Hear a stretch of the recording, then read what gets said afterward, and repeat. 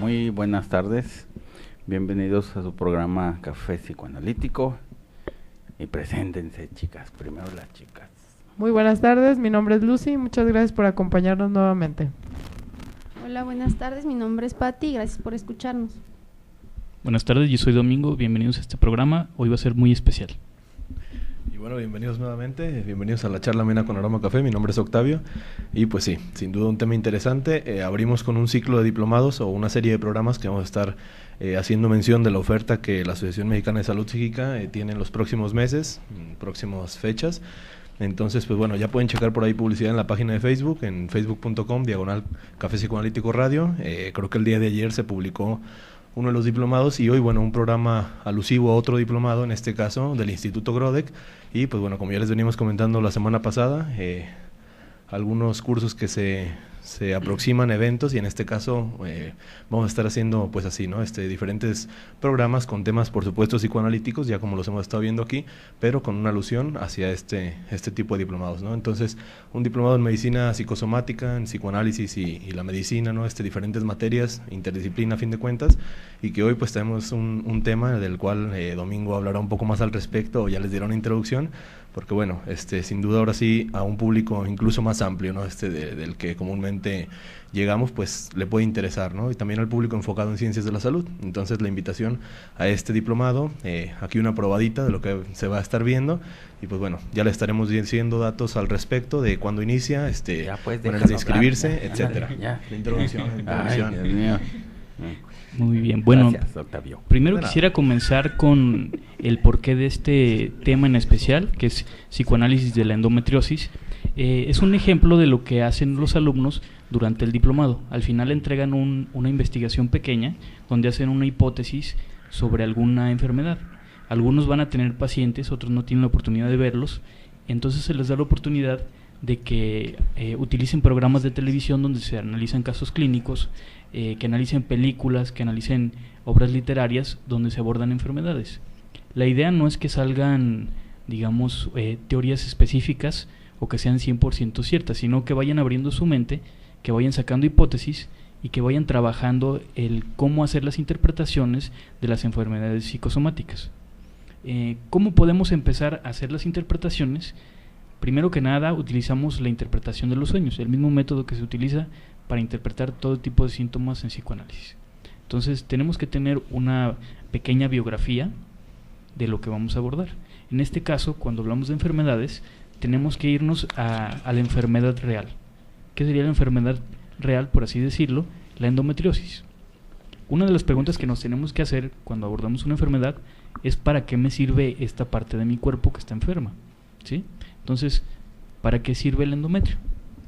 Para fertilidad, para tener hijos, para, no sé, realizarte como mujer, tal y como lo llaman, siendo madre, cumplir el Edipo, prolongarlo. Sí. De hecho, pues sería como la tierra donde se va a fertilizar, por decirlo así, donde va a crecer el producto y después va a nacer un niño. Si no hay un endometrio, nunca va a haber un embarazo. Es el tejido donde va a llegar el óvulo ya fecundado, se va a quedar ahí, va a ir creciendo, el endometrio lo va a cubrir un poco y le va a dar sangre. Alimento. Le va a dar el alimento. Entonces después se va a desarrollar un bebé. ¿Qué pasa entonces en la endometriosis? Bueno, aquí la diferencia es que el endometrio está en una parte donde no corresponde. Está en su lugar normal, pero las puede células. haber... hay varias teorías o hipótesis de cómo surge la endometriosis. Ni siquiera la medicina tiene una hipótesis clara. Pero la más aceptada es que es como una especie de reflujo, que durante las menstruaciones parte de esa sangre o de esas células fluye hacia adentro y se queda ahí, digamos, implantada y poco a poco va creciendo. El problema es que cada vez que viene la regla también va a sangrar en esa parte del cuerpo y va a provocar fuertes dolores. Pero las que se van al reflujo son células de las basales, ¿no? Porque esas después son las secretoras y son las que secretan, ¿no? Pero el reflujo, las que se desprenden durante el sangrado son las secretoras. Las basales se supone que se quedan, entonces ¿cómo este reflujo mandaría células basales a otro lado? Se supone que tienen la capacidad de regenerarse ya estando en ese sitio. Entonces, sería como tener un endometrio pero fuera del lugar. Sí, eso sí lo entiendo. ¿Qué es lo que va a hacer? Que aunque tenga reglas aparentemente normales, no va a haber fertilidad, porque los ciclos van a estar irregulares. Entonces, frecuentemente son mujeres que tienen mucho dolor durante la menstruación, que no van a poder tener hijos, que están acudiendo constantemente con el especialista, que incluso llegan a tener dolor al tener relaciones sexuales. Dispareunia. Entonces, por eso es tan importante esta enfermedad, por eso es tan complicado abordarla, ¿sí? ¿Qué pasa después? Que estas células se quedan en esa parte del cuerpo que no es el endometrio, o que no es el útero, donde debería estar, y se van encapsulando. Y pueden crecer unos tumores que están llenos de sangre y que se les llama tumor de chocolate. Ya que tenemos esta parte que sería lo médico, tendríamos que empezar a pensar cómo interpretar este flujo de las células endometriales a otra parte del cuerpo. Precisamente, ¿no? Ahora que vamos a esa como pausa de la parte médica a la parte ya más psicoanalítica o de interpretación, pues nos encontramos con una vertiente de cuestiones así como las que ya hacía Lucy, ¿no? O cuestiones que también van a surgir por ahí en el público, que la invitación a que nos escriban, y que precisamente viene esto, ¿no? Hay muchas hipótesis, hay muchas explicaciones médicas, pero sin embargo no hay una en concreto que digan, bueno, esto es, y eso le da certeza precisamente ya sea el que lo padece o ya sea el que se pregunta simplemente, ¿no? Entonces, ya nos hemos encontrado en otros programas también con otras enfermedades que a fin de cuentas sintomatología bastante extensa, ¿no? Explicaciones variadas, pero sin embargo no hay una pues certeza, como también lo menciona Lucy, o una opinión que digan, bueno, aquí hay la unanimidad de médicos, ¿no? O de la opinión de la salud, etcétera. No, entonces aquí es donde pues da partida al mismo psicoanálisis, ¿no? Y que a fin de cuentas todas las enfermedades van a ser analizables o van a ser interpretables, ya lo verían más a fondo en estos diplomados con Domingo, pero bueno, en particular esto, la endometriosis, pues ahí es donde surge toda esta cuestión y donde se puede aplicar la psicosomática, por supuesto, ante la realidad de que decimos, bueno, si médicamente no hay más, o si médicamente no hay pues quizás una explicación que agrade, o más que agrade, que de alguna manera complazca, ¿no? Esa curiosidad o esa parte que siempre se está preguntando, pues qué es lo que sucede, ¿no? ¿Qué es lo que haríamos? Entonces ahí es donde entra la psicosomática, y precisamente haciendo esta pausa es la nota más relevante, ¿no? Que sí hay explicaciones médicas, pero no es esto que de la psicosomática se contraponga con la medicina, ¿no? Ni mucho menos el psicoanálisis, sino que da una complementación a ese conocimiento que ya se tiene, ¿no? Se ayuda, de hecho, de las hipótesis. Por eso siempre de alguna manera hacer marca esa interdisciplina, ¿no? Aquí hay ya una interdisciplina principalmente entre medicina y psicoanálisis, y pues es a fin de cuentas complementar lo que una dejó quizás sin complementar, ¿no? Valga la redundancia. Entonces ahí la explicación de esta endometriosis, y ahora vamos a eso, ¿no? Como cualquier otra enfermedad, y como ya lo vimos con lupus, con SIDA, con algunos tipos de cáncer, por mencionar algunos de los programas que hemos traído aquí al Café Psicoanalítico, pues hoy toca turno a esta, ¿no? Que a fin de cuentas pues tiene mucho que ver con otros temas que hemos explicado, sobre todo aquí con el rol que puede jugar la mujer, la maternidad sobre todo, y pues en este caso también puede ser la relación de pareja, ¿no? Que por ahí creo que traemos un caso que ya Domingo les irá explicando poco a poco. Entonces, hacer nota en eso. Otra cosa que vale la pena también recordar es cómo es que se diagnostica, porque también detrás de esa manera de hacer el diagnóstico hay varios simbolismos que después los vamos a tratar de ver. Para empezar, el método más común que había antes era una cirugía, que se podría asemejar incluso a una cesárea. Entonces es como tratar de hacer un parto, pero en este caso de un tumor, que es un tumor de sangre, un tumor lleno de sangre. Otro de los métodos para hacer el diagnóstico es mediante un eco, un ultrasonido, pero el ultrasonido va vía endovaginal. Entonces, es endoscopía, ¿no? Algo así. No. Colposcopía. Sí, pero de alguna manera también se puede asemejar como una especie de penetración. Entonces, atrás de eso hay dos simbolismos. En el primero, pues si es una cirugía, primero es una incisión, que es una figura fálica que está abriendo, pero al mismo tiempo está haciendo como una especie de cesárea. Está haciendo un nacimiento, pero de un tumor. De un producto, al final de cuentas. De un producto. Hay un aforismo médico que dice que el útero que no da bebés da tumores. Entonces, sí, muy cierto. Es muy clásico, ¿no? En este caso, tenemos una paciente que tiene aproximadamente 30 años. La tomamos de un programa de televisión que se llama Enigmas Médicos. ¿Por qué es importante, digamos, este programa? Porque ahí narran la propia experiencia del paciente. El paciente está hablando, narra todo lo que le pasó, y ahí podemos tomar el discurso. Entonces, para practicar pueden utilizar ese tipo de programas y tratar de identificar dónde está el conflicto de esa persona, porque seguramente sí lo van a encontrar. Aquí también un punto interesante, que es una de las prácticas que se realiza tanto en este diplomado y que lo hacemos también en el psicoanálisis, que bueno, el discurso lo puedes encontrar en diferentes vertientes, ¿no? Entonces, no solo con la relación directa con el paciente, que bueno, sería también muy recomendable o es un análisis quizás más completo, pero el análisis aún a maneras parciales o también de una manera completa, depende de las circunstancias, ¿no? O la situación con la que te encuentres, te lo puedes encontrar, como ya mencionaba Domingo, ¿no? Quizás en la literatura, tomar un caso ahí, quizás en un programa de televisión, quizás pues no va a faltar el que te pregunte la opinión acerca de un caso que conoce, ¿no? Entonces tratar de conocer las mayores variables o características del caso hacen que el análisis sea más completo, ¿no? En cualquier rubro del psicoanálisis, en la psicosomática, pues no es excepción. Y aquí sobre todo, lo más destacable, no tanto hacer alusión al programa, sino que el discurso está ahí mismo, ¿no? Entonces el discurso es el que vamos a trabajar y pues aquí lo que va relatando la paciente, ¿no? Como dice Domingo, y eso sería como también muy identificable, lo que está sintiendo al momento de la enfermedad, ¿no? Lo que está sintiendo conforme tratan de curar esa enfermedad. Entonces eso es con lo que se trabaja y también es parte de lo que se ve en ese diplomado. Hay una pregunta que hacen muy frecuentemente. ¿Qué sería una enfermedad psicosomática? ¿O cuál sería la diferencia, digamos, de una conversión histérica? Para empezar, si es una enfermedad psicosomática, hay un daño ya en el órgano, ya no es reversible. Sí. Entonces, aunque fuera terapia una paciente con endometriosis, no se le va a quitar la endometriosis, pero sí podríamos tratar de resolver esos conflictos que estén haciendo que los dolores sean más frecuentes. Entonces sí podría mejorar, pero no se le quita por completo. Y ni siquiera la medicina lo quitaría. No, pues regularmente terminan en histerectomía, ¿no? Les quitan el útero. Y luego ni a veces queda alguna célula por ahí. Les pueden quitar también parte del intestino, pero digamos que tampoco hay una respuesta clara de la medicina. Una solución. Entonces, ¿cuál sería la diferencia con una conversión histérica? Es un síntoma transicional, aparece y va a desaparecer. Si fuera terapia, se puede quitar y no dejaría secuelas. También, por ejemplo, eso, bueno, esa duda también yo la tenía y me tocó investigarla por ahí, era de que en la conversión histérica el síntoma no siempre va a ser el mismo y no va a estar enfocado siempre hacia un órgano, sino cambia. O sea, cambia, hoy es un desmayo, mañana es un dolor de estómago, pasado son los ojos, el otro día estoy inválida, o sea, siempre va a haber movilidad y en cambio en un psicosomático va a haber predilección, como tú decías, por un órgano y va a haber un daño. Y también el proceso, ¿no? Que indica que el psicosomático es como si fuera de la pulsión, o sea, no pasa por el proceso de elaboración, sino se va como por el lado de atrás y descarga en el cuerpo. Y en cambio en la histérica, ¿no? En la histérica sí pasa por todo el proceso del yo, el inconsciente al consciente, y ya entonces se somatiza en el cuerpo, pero no es directamente en un órgano, como explicaba.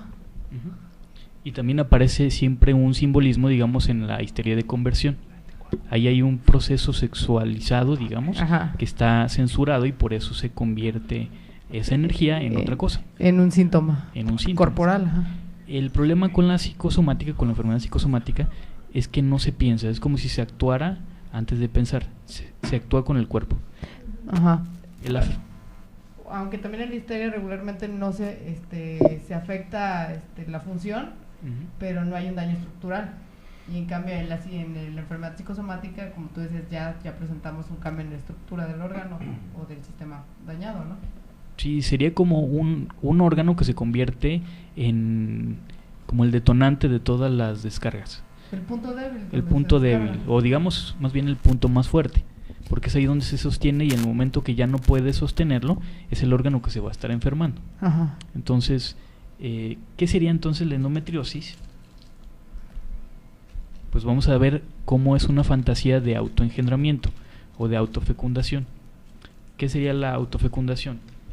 Pues el poder fecundar no necesitar del hombre, no necesitar de la figura. Bueno, se necesita de la figura fálica porque va a ser como que el simbolismo, pero no necesitar de la pareja.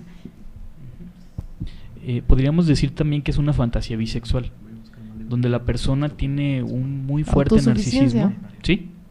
Bisexual, ¿por qué? Porque no necesita del otro sexo para procrear.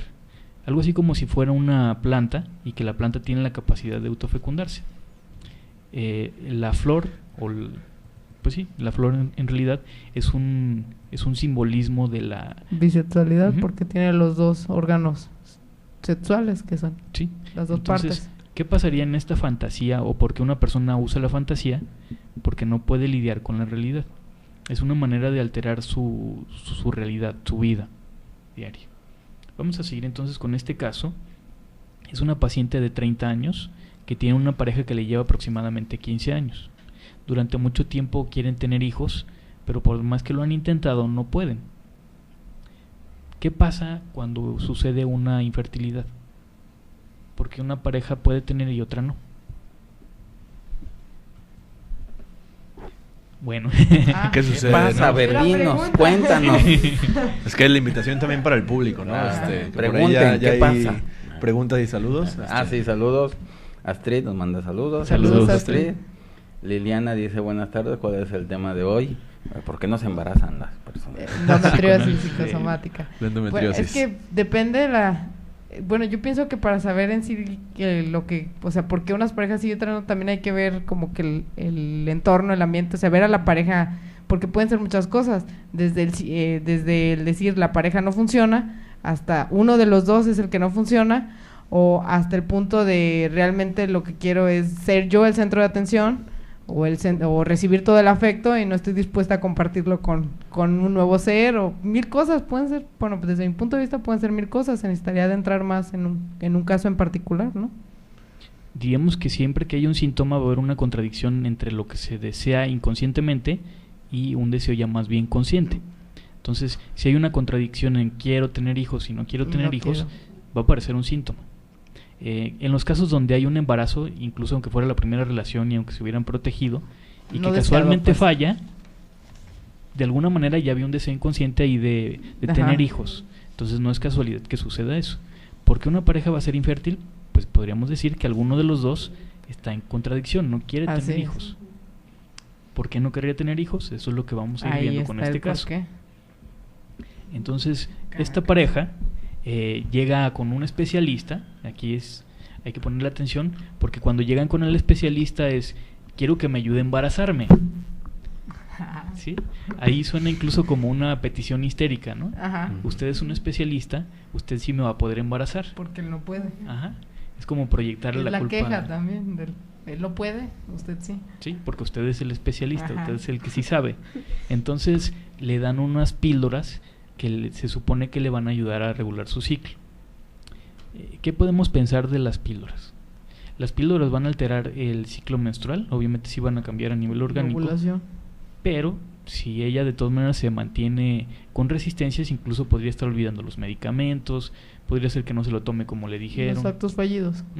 Como actos fallidos. Entonces, no siempre, aunque le den el mejor medicamento, va a funcionar.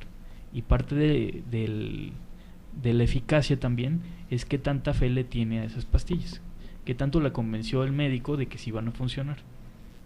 ¿Sí? Que las pastillas pueden ser también, digamos, como un mito infantil, en el sentido que las mujeres se embarazan comiendo, ¿no? Comiéndose el huevito, por decir así, ¿no? También por ahí es un mito muy primitivo, pues, pero hasta allá se va, ¿no? Como las fantasías sexuales infantiles, ¿no? De incorporación. Sí.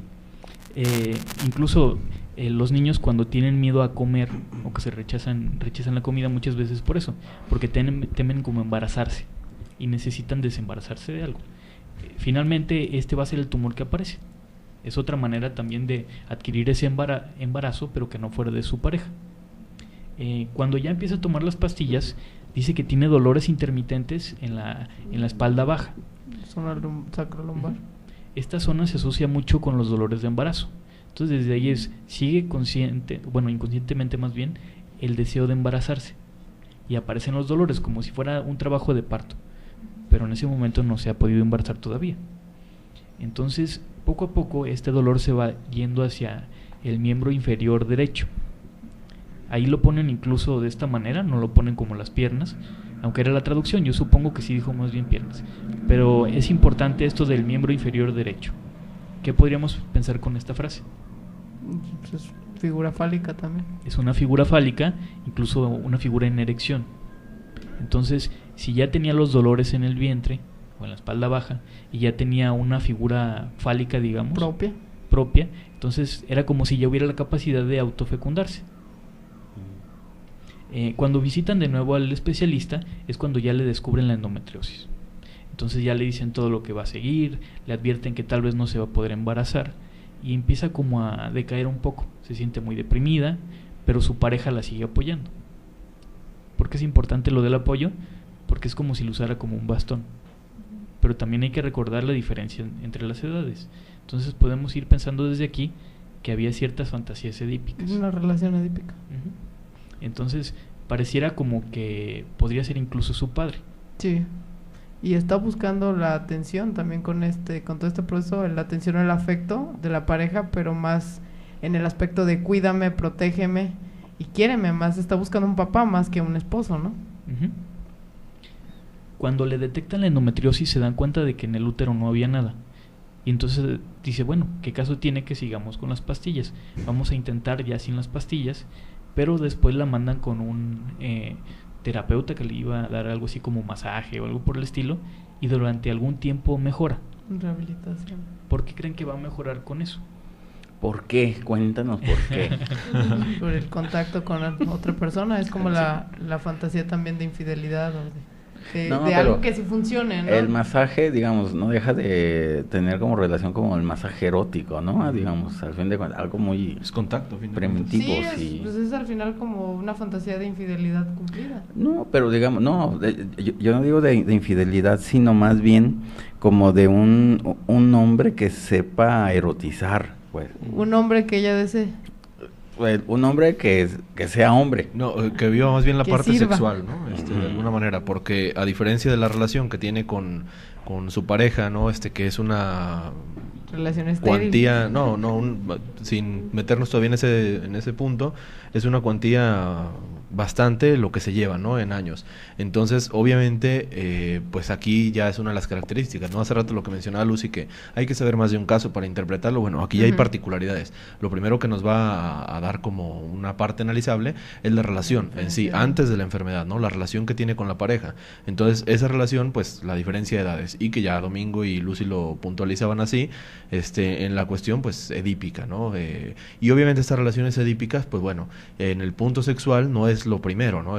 Todas las parejas van a estar atraídas en un primer momento por algo, y pues en este caso quizás es como ese cuidado, esa admiración, etcétera, y hasta después de varios puntos la parte sexual. Entonces el masaje, a lo que también hace puntualización el doc, es precisamente como el primer contacto y la primera relación con otra pareja, pero no necesariamente haciendo alusión a una infidelidad, sino que en este caso es como si particionara la misma pareja. Con una pareja tengo la parte quizás intelectual, quizás de admiración, quizás de cuidado, quizás paterna, pero no la parte sexual. Entonces aquí no está viviendo la interpretación, o ella misma, exactamente lo que menciona Patti, esa decisión, ¿no? De la misma pareja. Entonces con una pareja va a disfrutar la parte sexual y con la otra pareja va a disfrutar el resto, ¿no?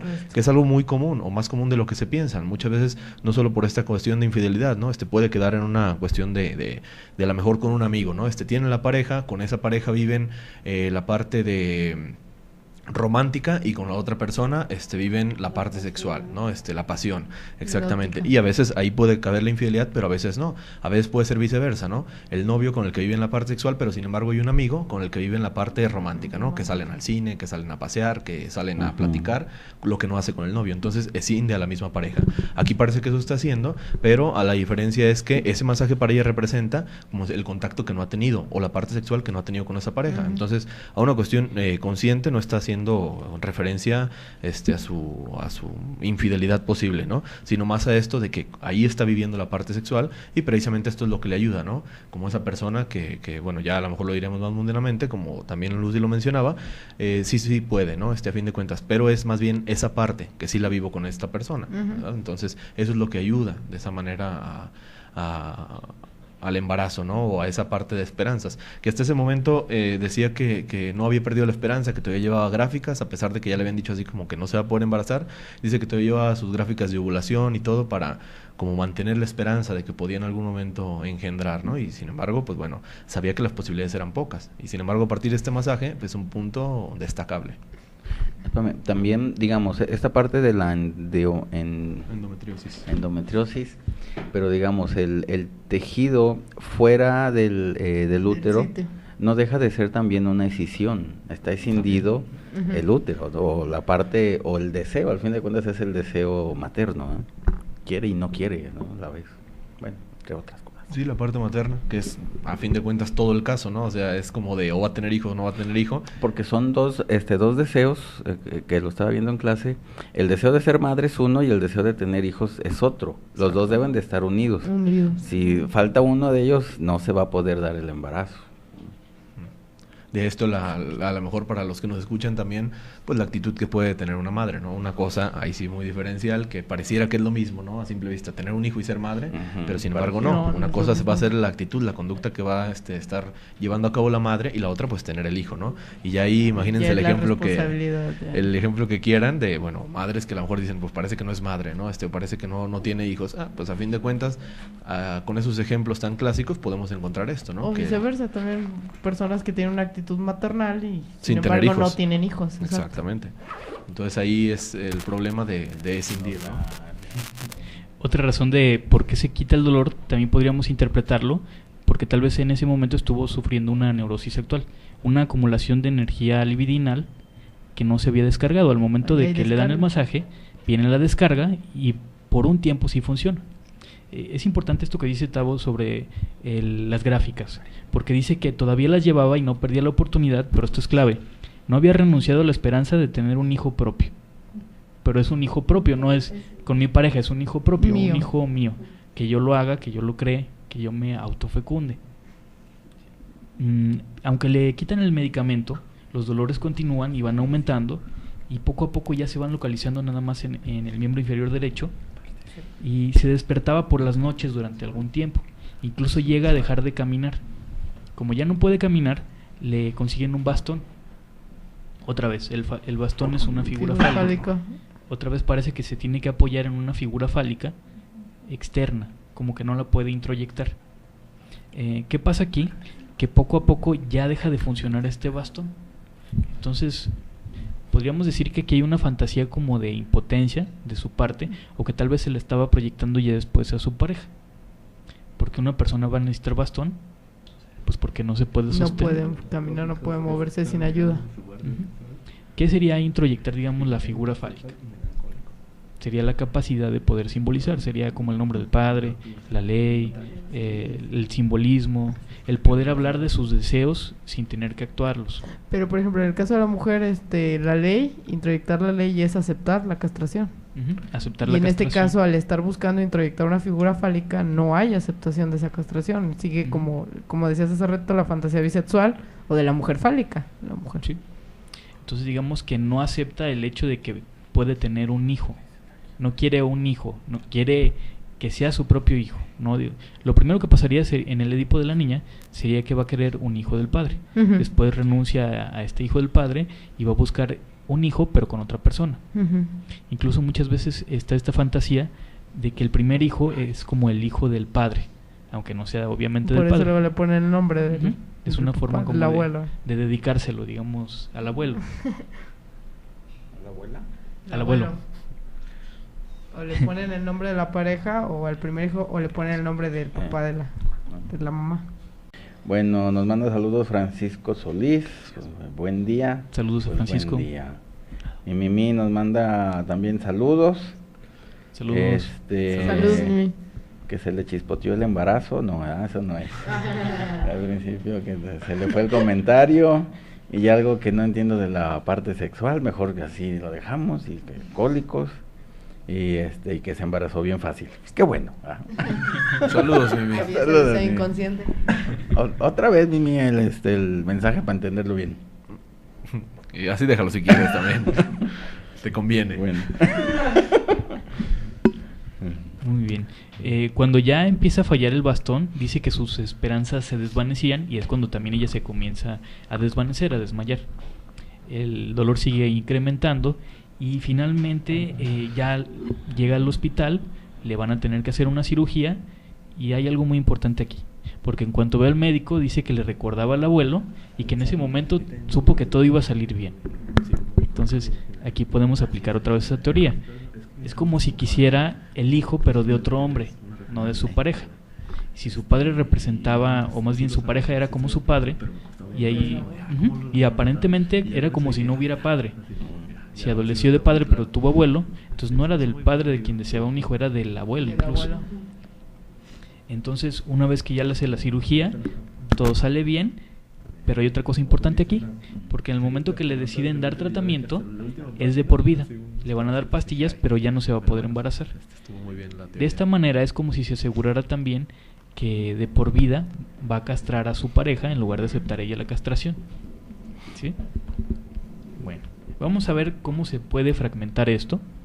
Primero tendríamos que ir hacia la zona lumbar. Ya hablamos un poquito de eso. ¿Qué tipos de dolores pueden aparecer en la zona lumbar? Principalmente van a ser los de embarazo. ¿Qué órganos se pueden dañar, digamos, en la zona lumbar? Pueden aparecer los riñones, pueden aparecer los ovarios, el útero también. Pero lo más común en el caso de la mujer siempre se va a asociar con los ovarios. Sí, porque también los dolores, por ejemplo, la dismenorrea, Uh-huh. o se proyecta muchísimo hacia la zona lumbar. Las personas que sufren de dismenorrea tienen dolores muy horribles en la parte sacrolumbar. En este caso, su endometriosis no estaba en los ovarios y tampoco estaba, digamos, en los intestinos. Es muy llamativo porque está en la zona ciática. Sí, ese dolor crónico que hablan los adultos mayores y que está precisamente como en el vínculo entre el miembro inferior y la cadera. Uh-huh. ¿Sí? Entonces es como si se estuviera autofecundando y al momento de que la operan le quitan ese quiste de chocolate que estaba lleno de sangre, pero en lugar de, como dice la canción, mitad tú, mitad yo, era todo de ella, era totalmente su sangre. ¿Por qué visitar a un especialista? Es muy común en la consulta, digamos, médica, que llegan las pacientes y dicen, quiero que me ayude a embarazarme. Sí, obviamente no lo vamos a tomar literalmente, pero sí es una queja de que tal vez en casa no reciben la atención que quisieran. Así es. ¿Sí? Una queja histérica. ¿Cómo podemos tomar los miembros? Cuando son miembros superiores casi siempre nos tenemos que referir como si fuera una referencia hacia los padres, hacia los abuelos o a los ascendientes. Cuando fueran miembros inferiores normalmente tendríamos que ir hacia abajo, pero en este caso ya no tiene hijos. Entonces parece que este caso el miembro es más como una asociación con el miembro viril, que obviamente ella no tiene. Cuando dice también quiero tener un hijo por mi propia cuenta, obviamente es renunciar a la pareja. Uh-huh. No puede tener hijos ella sola, obviamente. Entonces otra vez aquí se reactivan las fantasías bisexuales. Uh-huh. ¿Cuáles son las fantasías bisexuales? Muchas veces va a ser por incorporación, va a ser por haber sido mordido, por haber sido golpeado, incluso se puede manifestar como un choque, una fantasía de embarazo. Las espinillas también es otra de las fantasías bisexuales. ¿Por qué? Porque hay una acumulación, hay una tumoración y después va a venir una expulsión, pero es algo que se crea en el propio cuerpo. En este caso se manifiesta tal cual con la endometriosis. ¿Qué podríamos pensar en que parte del endometrio se va del lugar? Lo que había dicho de la escisión. También podría ser como que quiere un embarazo fuera de casa. Si tomamos el útero como la representación de la casa, o más bien la casa es la representación del útero, si aquí lo invertimos, es como que quiere un hijo, pero no en esa casa, no con su pareja, lo quiere en otro lugar. En la pierna. En la pierna. ¿Por qué buscaría al abuelo? ¿Qué se les ocurre? Pues muchas veces también la actividad de los abuelos en general, abuelo y abuela, va a ser una representación de una autoridad más allá de la misma autoridad, ¿no? En este caso no es una actitud meramente perversa, pero sí es como dar un realce a lo que quizás el problema edípico o quizás la ley paterna no estaba cumpliendo hasta ese momento. Entonces es recurrir como a otro tipo de ley paterna, pero que incluso fue la que enseñó a la propia, ¿no? A fin de cuentas, algunas lo habíamos mencionado aquí, los abuelos no dejan de ser pues los padres de nuestros padres, ¿no? Valga ahí la repetición, o la ley de nuestra propia ley o de la primera ley. Entonces, si representan esa autoridad, pues aquí es como consolidar eso, ¿no? Que quizás ahí viene la supremacía, o quizás viene a cubrir la falta que ellos representan en ese, llamémoslo así, hueco edípico, ¿no? Hasta ese momento.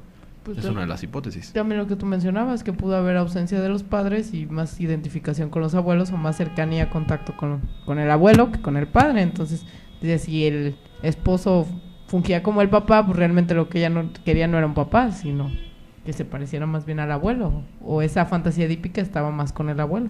Uh-huh. Incluso podemos recordar, como la vez que hablamos de los hipsters, que se buscaba una generación superior o una más arriba, porque parecía que los padres no cumplieron como con las expectativas, como que eran a lo mejor muy blandengues, como que no estaban presentes. Entonces puede ser que esa haya sido la manera en la que actuó. Va a buscar a alguien que represente a un abuelo. ¿Qué pasa cuando el cirujano abre, y en este caso era la representación del abuelo, y le saca a su tumor? Pues digamos que aquí es como una representación de haber un órgano fálico o una figura fálica que abre el cuerpo de ella y saca se obtiene un producto. Se obtiene el producto. Después de esto ella decide también que ya puede adoptar. Si va a adoptar, va a aceptar que no va a ser su hijo, pero tampoco va a ser hijo de su pareja. Entonces ya no hay conflicto de que sea mío. No hay conflicto, entonces ella va a ser infértil, pero su pareja también. Y lo castra de todas maneras para siempre. Lo castra para no ser castrada a ella. Muy bien. ¿Por qué pueden venir dolores? ¿Qué podríamos entender con el dolor? ¿Por qué aparece el dolor físico? ¿Por qué aparece? Dinos. Bueno, Nacio interpreta el dolor primero como un dolor de conmoción. ¿Qué sería la conmoción? Una energía psíquica que está como en revoltosa, podríamos decirlo así, que en el momento que aparece una herida en el cuerpo, nos imaginamos que surge de ahí el dolor. Entonces se es una descarga, tensión acumulada, ¿no? La tensión se acumula en esa parte y en ese momento el yo va a tratar de sanar la herida, pero en este caso no la herida real, sino la herida imaginada. En este caso no tenía una herida. ¿Cómo se podía imaginar ella la herida? Pues obviamente porque ella tenía la fantasía de embarazarse, ¿sí? Si abordáramos del lado del dolor psíquico, que también lo llama él el dolor de amar, el primer tipo de dolor sería por perder un vínculo con una persona amada.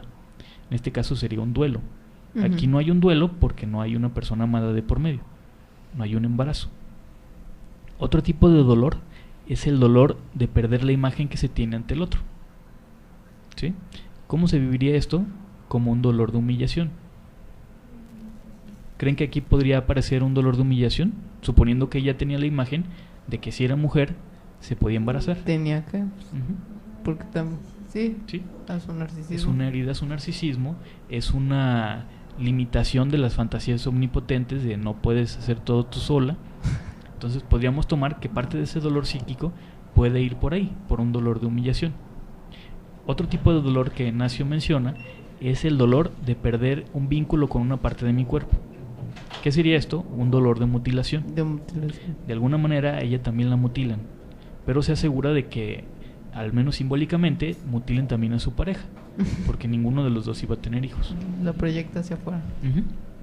Y finalmente, el último tipo de dolor psíquico es el dolor de perder el vínculo, no a la pareja, lo que se tiene. Entonces, aquí no se divorciaron. La pareja decide seguir, los dos estuvieron apoyando y se mantienen juntos. ¿Por qué? Pues porque ninguno de los dos podía tener hijos. Al menos no iban a poder de esa manera. Al menos no juntos. No juntos.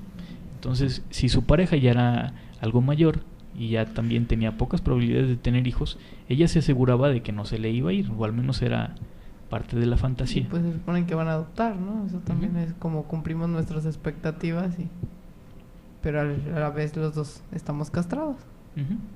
Incluso podríamos pensar que si van a adoptar, y él era la representación como del padre, incluso podría ser como que iba a ser su hermano y no iba a ser su hijo. ¿Qué perdería ella si salía embarazada? Hablabas de esos tipos de dolores, ¿no? Y que aquí el embarazo va a representar muchos de esos tipos de dolores, no solo la parte por ahí que le dolía en ese momento y que se creía que el dolor surge de ahí, sino por ahí hablas de la imagen, ¿no? Por ahí también hablabas quizás de la parte la función que juega socialmente, y que precisamente con el embarazo son algunas de las pérdidas, ¿no? Entre comillas. ¿Por qué? Porque así como veíamos que la mujer muchas veces iba a tener ese conflicto con jugar algunos roles, pues aquí hablamos alguna vez de eso de la madre y la hija, ¿no? Y que automáticamente si alguien se embarazaba, pues dejaba de ser la hija para convertirse en madre. Entonces esa es una de las primeras como pérdidas, ¿no? A fin de cuentas su rol social. Otra va a ser su imagen, por supuesto, ¿no? No solo que físicamente se va a distorsionar o cambiar, sino que bueno, también pues para ese momento muchas veces es una de las frases típicas, ¿no? Que dice, no, es que yo no me quiero embarazar porque no quiero perder mi figura, o es que yo no me quiero embarazar porque luego está muy difícil volver a ser antes, ¿no? De joven a mujer prácticamente, es convertirte en mujer. Entonces sí, el embarazo, aunque digamos poéticamente se diga pues dar a luz y que viene una nueva vida y etcétera, viene como una consecuencia al menos mental que es muy asociada a la pérdida, ¿no? Entonces por ahí va esto. ¿Qué se pierde? Pues bastante, ¿no? A un nivel como inconsciente. Era lo que te comentaba antes del programa, ¿no? Que también que pierde toda la atención, todo el afecto y toda la protección, porque todo estaba hacia ella. Tú estás en tratamiento, a ti te duele, o sea, a ti te tengo que cuidar, te tengo que proteger y tengo que estar ahí. Tener un hijo, pues es acabar con todo eso y ahora tener un nuevo ser al que se le va a brindar la atención y ya no yo, incluso yo le voy a tener que dar mi atención a ese nuevo ser. Entonces es como ya no ser el centro. Y otra cosa, ¿no? Si está jugando el rol edípico, a fin de cuentas como ese padre-hija, pues al ser ahora ella la madre, pues quizás perdería ese precisamente relación edípica con su pareja, ¿no? ¿Quiénes van a ser ahora los padres o ella dónde va a quedar, ¿no? Entonces ahí es como pues renegar de eso. Sería volver a perder a su padre, como quien dice. Sí. También podríamos tomarlo aquí, Nacio tiene esta teoría, que en el momento que surge el siguiente significante, aparece una formación de objeto A. ¿Qué sería eso? Una enfermedad psicosomática. Los pacientes psicosomáticos muchas veces se defienden de la psicosis. Si ella tiene el nuevo significante de madre, entonces ella se va a convertir en madre, pero era como si se convirtiera en su propia madre, perdiendo su propia identidad. Ella tenía identidad mientras era la esposa. No sabe hacer el cambio. No puede hacer el cambio. No sabe el momento que lo hace, en lugar de tener un brote psicótico, tendría una enfermedad psicosomática para salvarse precisamente de la psicosis. ¿Sí? De alguna manera es pues a veces más aceptable para algunas personas enfermarse en el cuerpo, por decirlo así, que tener una psicosis. Salvaguardar la mente. La mente, no el psiquismo. Bueno, el psiquismo. Muy diferente. Una vez contéstale la pregunta, por ahí ahorita que hablamos de psiquismo. Bueno, dice Lucas que está en el tema, le gustó mucho el tema. Dice, ¿el psicoanálisis es una rama de la psicología? Sí y no. Sí, depende de dónde lo veas. Se puede decir que es independiente. Okay. Sí, independiente. Así lo dejamos. Bien, podemos decir incluso que nació aparte, ¿no? Se nutrió ya después la psicología del psicoanálisis, pero son dos cosas muy distintas. Bueno, volviendo al tema, algunas características que tienen en común los pacientes con enfermedades psicosomáticas también es que van a ser muy limitados en cuanto a sus emociones. Algunos autores, por ejemplo en la psiquiatría, lo mencionan como alexitimia, pero Joyce Maxwell lo prefiere llamar desafectación. Entonces es como si desapareciera el afecto. Se va a separar el afecto de las palabras, de las ideas.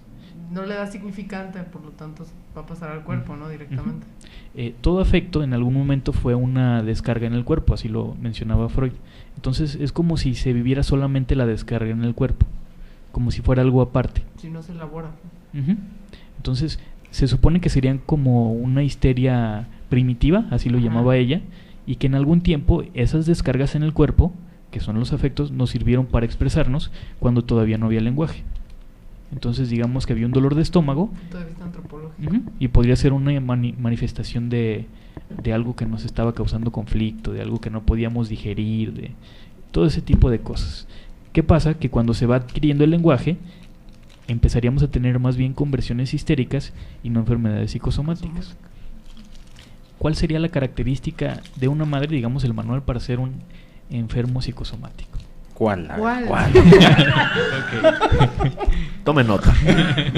Bueno, digamos que sería una madre muy sobreprotectora, una madre que trata de alienar al hijo, que no le da el permiso de convertirse en sujeto. Que habla por él, en todo caso, o sea, no le da el chance de elaborar lo que siente y de darle nombre. Precisamente si fueran una consulta con ustedes, se darían cuenta de que cuando le pregunten, suponiendo que es un niño, va a voltear a ver a la mamá y la mamá es la que contesta.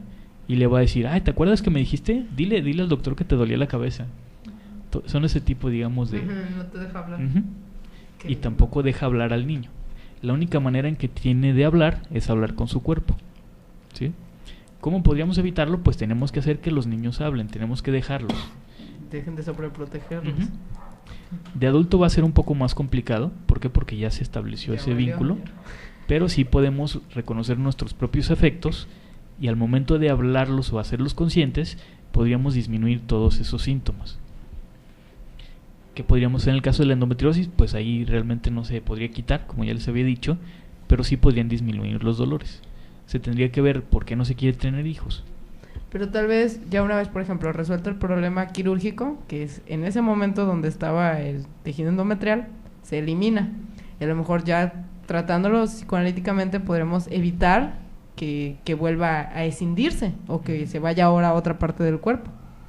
Sí. Eso sí se podría hacer, ¿no? Sí, de hecho sí. Y muchas pacientes cuando logran embarazarse desaparece la endometriosis. ¿Qué quiere decir esto? Que sí podríamos ahí comprobar. Se acabó el deseo inconsciente, o sea, ya se acabó la decisión, se conjuntaron los dos deseos y por eso se pudo embarazar. ¿Los dos deseos hablamos del de tener hijos y el de ser madre? Sí. Hay otra enfermedad también que está muy asociada y que se parecen mucho los síntomas y que sería más o menos por ahí, que son los quistes en los ovarios. Ese es muy común. Ovario poliquístico. Una característica de este síndrome es que tienen muchas hormonas masculinas. Sí. ¿Sí? Entonces tal vez ahí se vincula incluso más. Es que no hay ovulación. No hay ovulación y hay muchas fantasías otra vez bisexuales. De hecho, incluso sale barba y sale vello facial, pues, y suelen ser mujeres un poquito más masculinoides en ese aspecto. Incluso tienden a más andróginas, podríamos decir. Más andróginas.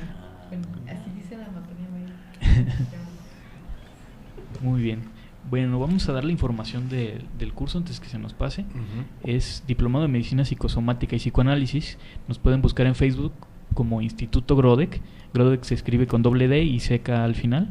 Y nos pueden llamar a los números 1730-5577 o 33-3129-9107. Muy bien, pues ahí están los números. De cualquier manera, así como en Facebook pueden buscarlo directamente en Instituto Grodek, también ahí en la página de Café Psicoanalítico Radio en Facebook pueden encontrar los links para que se dirijan directamente a las páginas. Y bueno, ya saben, comienza en marzo, pero las inscripciones ya están abiertas. Entonces, recordarles que es cupo limitado y que bueno, haciendo su inscripción, pues apartan su lugar. Entonces, los números nuevamente. Sí. 33 31 29 9107 y 17 30 55 77. Empezamos el 18 de marzo. Muy bien. Las sesiones van a ser precisamente así, todos los martes, entonces es una por semana para que bueno, tomen sus precauciones y aparten su lugar de una vez con la inscripción, ¿no? Que ya están abiertas, recordarles. Y bueno, entonces, pues bueno, ahí están los datos, la invitación y ahora una probadita, ¿no? Este tipo de enfermedad, por supuesto, allá se ven todos los autores, de una manera del compendio teórico y también muchos casos clínicos, no solo como aquí, ¿no? De una parejita, sino también enfermedades, con algunos otros casos. Entonces, por ahí la invitación, Instituto Grodek en Facebook, recuérdenlo, es fácil de buscar y pues por ahí pueden encontrar información, por ahí pueden pedir también y comunicarse y los números que ya les dijeron. Entonces, pues eso sería. Pues muchas gracias. ¿Ya, Eric, o todavía falta? Ya. Pues despídanse, por favor. Gracias por escucharnos. O hasta que se le pasan el micrófono, qué amables. Muchas gracias por escucharnos, que pasen bonita noche. Gracias, buenas noches. Bueno, nos encontramos la siguiente semana. Hasta luego y gracias por escucharnos. Buenas noches, hasta la próxima semana.